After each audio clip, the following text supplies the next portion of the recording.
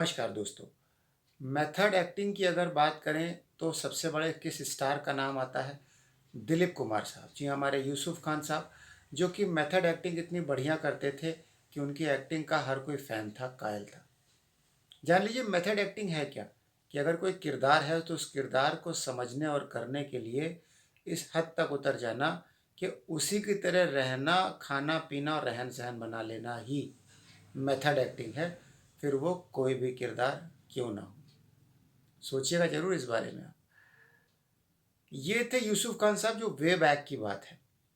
लेकिन अगर अभी कुछ बात करें तो ज़ीनत अमान जी का नाम ज़रूर आएगा मेथड एक्टिंग के लिए, कि जो भी किरदार को करने के लिए इस हद तक जा चुकी थी आगे कि उन्हें ड्रग्स तक लेना शुरू कर दिया था। बहुत लंबे समय तक नहीं, सिर्फ रोल के लिए। जी हाँ, बात करते हैं उस मूवी की जिन्होंने उनको रातों रात स्टार बना दिया, हरे रामा हरे कृष्णा। वो मूवी जिसमें उन्होंने देवानंद साहब, जो कि हमारे एवरग्रीन हीरो थे, की बहन का रोल निभाया था। इसमें उनका आशा भोसले के द्वारा गाया गाया गया वो आइकॉनिक सॉन्ग, जो कि आनंद बख्शी के द्वारा लिखा गया और आर डी बर्मन के द्वारा संगीतबद्ध किया गया है, दम मारो दम।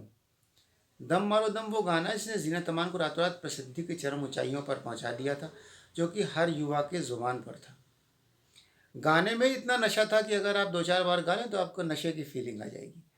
लेकिन ज़ीनत अमान जी ने इसमें रियल टच देने के लिए इस हद तक उतर गई मेथड एक्टिंग के लिए कि उन्होंने ड्रग्स का सेवन किया सिर्फ इस गाने में नशे की फीलिंग को लाने के लिए। मालूम होना चाहिए कि ये गाना काठमांडू में फिल्माया गया है और इस गाने में रियल टच लाने के लिए देवानंद साहब ने सड़क पर बैठे हुए कुछ हिप्पियों को भी इसमें पिक्चराइज किया। लेकिन मुद्दा यहाँ पर नहीं है, मुद्दा यहाँ पर है कि जब ज़ीनत अमान जी ने ड्रग्स लिया तो उन्हें ड्रग्स पहली बार ली। अब ड्रग्स लेने के बाद उनको एक की जगह चार लोग दिखाई दे रहे थे और चलने फिरने में काफ़ी असमर्थ थी। उनकी हालत ये हो चुकी थी कि वो होटल तक जाने में असमर्थ थी, जिसकी वजह से उनकी माताजी काफ़ी नाराज़ दिखी कि उनकी बेटी को ड्रग्स दिलाया गया था। लेकिन उन्होंने अपनी मर्ज़ी से लिया था, बकौल ज़ीनत अमान।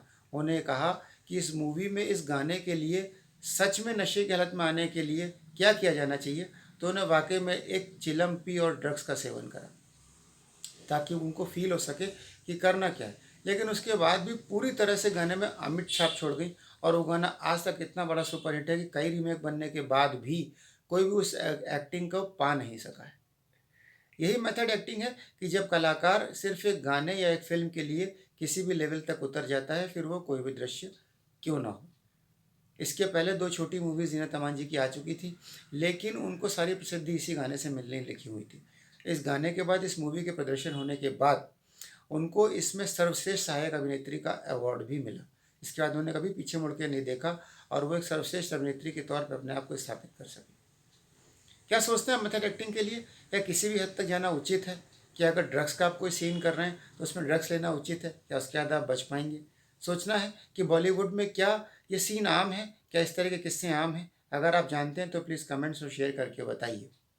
लेकिन चलने से पहले एक बात मैं आपसे और साझा करना चाहूँगा कि अगर आप कहीं पर एम्प्लॉई और सबसे बाद में पहुँचते हैं तो पार्किंग कहाँ मिलनी चाहिए आपको?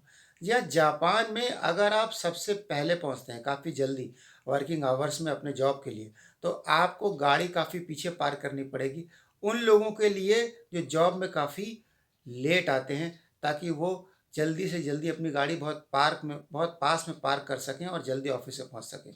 इसका मतलब है गाड़ी आपने दूर पार्क करी है तो निकालने में भी आपको दूर तक ही जाना पड़ेगा।